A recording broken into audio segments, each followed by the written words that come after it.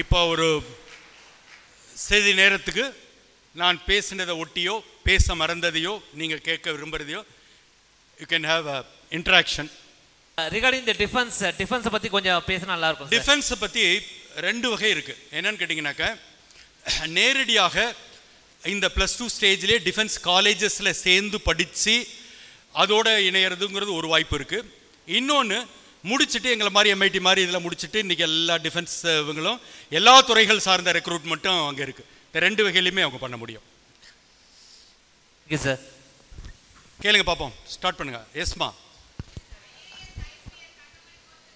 IAS IPS. Okay, IAS IPSங்கிறது first of all அது ஒரு தெளிவுபடுத்துகிறேன். IAS IPSங்கிறது ஒரு படிப்பு கிடையாது. இட்ஸ் எ காம்படிட்டிவ் எக்ஸாம், ஒரு போட்டி தேர்வு. அகில இந்திய அளவில் UPSC யூனியன் பப்ளிக் சர்வீஸ் கமிஷனுங்கிற மத்திய அரசோட அமைப்பு நடத்துகிற ஒரு போட்டி தேர்வு. உதாரணமாக இந்த வருஷம் 3000 கலெக்டர்கள் ஓய்வு பெறுறாங்க அப்படின்னா புதிதாக 3000 கலெக்டர்கள் தேவை. இதுக்காக ரெக்ரூட் பண்ணப்படுறது. இதுக்கு இந்தியாவில் எந்த UG any under graduate degree இருந்தால் போதுமானது. அது BA BComல தொடங்கி மெடிக்கல் இன்ஜினியரிங் வரைக்கும் எந்த டிகிரியாக இருந்தால் போகலாம். உங்களோட ஃபைனல் இயரில் நீங்கள் அப்ளை பண்ணலாம். அந்த டிகிரியோட ஃபைனல் இயரில் அப்ளை பண்ணலாம்.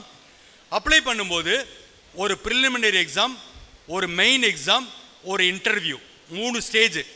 இந்த 3 ஸ்டேஜில் எதில் ஃபெயில் ஆனாலும் திரும்ப ஆட்டத்தில் ஆரம்பிக்கணும். திரும்ப ப்ரிலிமினரி, மெயின் அண்ட் ஃபைனல் அப்படிங்கிறது. அண்ட் அதில் நிறைய பேர் சொல்லுவாங்க இந்த கோர்ஸ் படித்தா ஈஸியாக, அதெல்லாம் உண்மை இல்லை.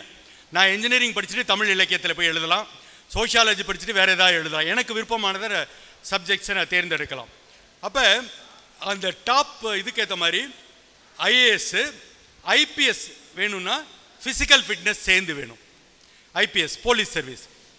தென் IFS இருக்குது, ஃபாரின் சர்வீஸ், ஒரு கண்ட்ரியோட அம்பாசடர்லாம் போகிறது. அது டாப் ஸ்கோர் இருக்கும்போது IFS கிடைக்கும்.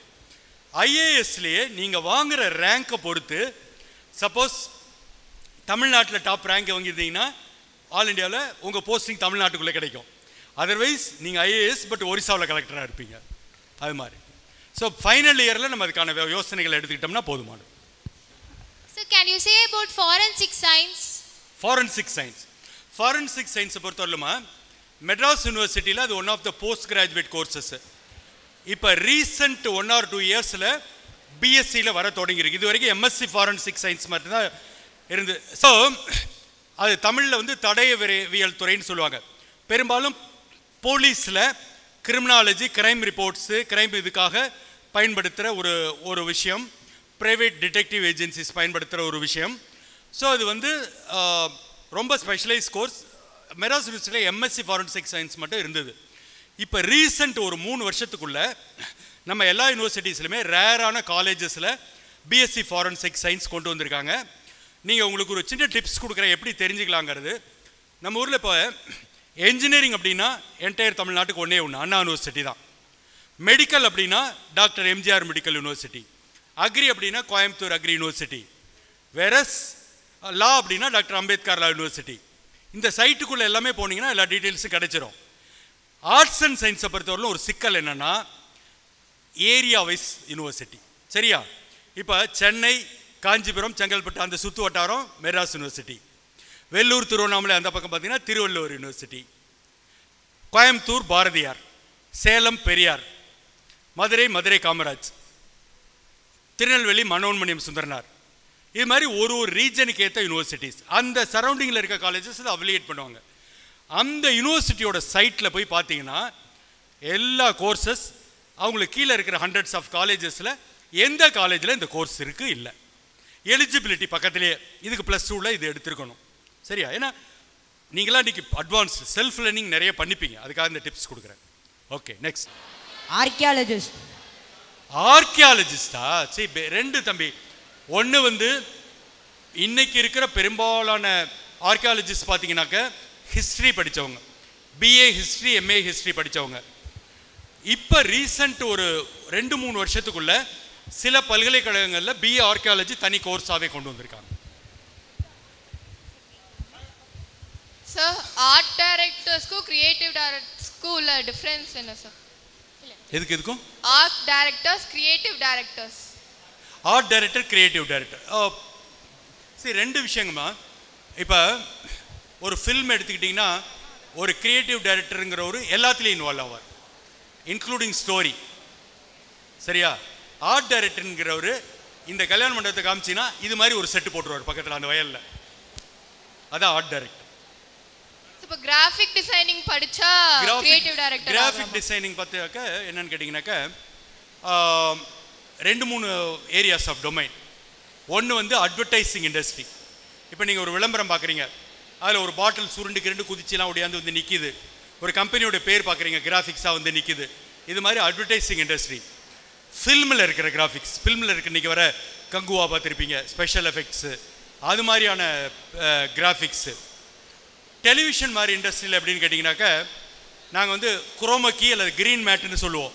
இப்போ என்னை நிற்க வச்சுட்டு பின்னால் ஒரு க்ரீன் கிளாத்தை கட்டிடுவாங்க, பேக்ரவுண்ட் டிஸப்பியர் ஆகிடும். நான் பேக்ரவுண்டில் சுவிட்சர்லாந்தை கொண்டு வரலாம், நான் அங்கே நின்று பேசுகிற மாதிரி கொண்டு வரலாம், அந்த மாதிரி. ஸோ இது ஒரே ஃபங்க்ஷன் தான், பட் ஒவ்வொரு துறைக்கும் அதனுடைய ஏரியா ஆஃப் இது வந்து வெவ்வேறு. அவ்வளோ.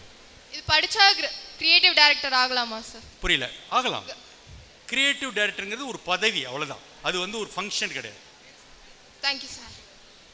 உண்மையிலேயே நான் வந்து கிட்டத்தட்ட எவ்வளோ நேரம், 3.5 hours. சரியா?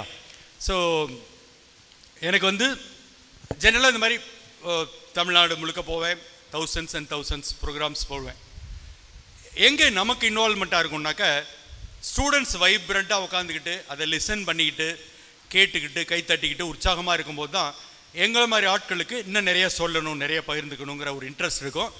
அந்த வகையில் எனக்கு இந்த ஆடியன்ஸ், இந்த ஸ்டூடெண்ட்ஸ் 500% சாட்டிஸ்ஃபைட். உண்மையிலேயே really I am very very happy. டெஃபினட்டாக இந்த குரூப்லேருந்து பெரிய பெரிய ஸ்காலர்ஸ் உருவாகி இன்னும் ஒரு 5 வருஷம் கழித்து சென்னையில் ஃபீனிக்ஸ் மாலில் என்னை பார்த்து, சார் நீங்கள் அன்றைக்கி வந்தீங்களே நான் தான் அப்படின்னு சொன்னீங்கன்னா I will be the happiest person.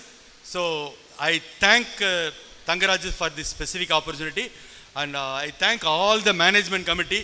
இவ்வளோ பேர் இந்த நிகழ்ச்சிக்கெலாம் வந்து இவ்வளோ நேரம் உட்காருவீங்கன்னு நான் எதிர்பார்க்கவே இல்லை. உண்மையிலேயே வந்து அவ்வளோ பேரும் ஒரு மரியாதை கொடுத்து உட்கார்ந்ததுக்கும் இவ்வளோ ஸ்டூடெண்ட்ஸ் பண்ணதுக்கும், அந்த பேரண்ட்ஸ் இன்றைக்கி அவங்களோட பணிகளை விட்டுட்டு ஒரு முழு நாள் வந்து இதை லிசன் பண்ணதுக்கும் என்னுடைய மனமார்ந்த நன்றிகள். All the best. Thank you. All the best.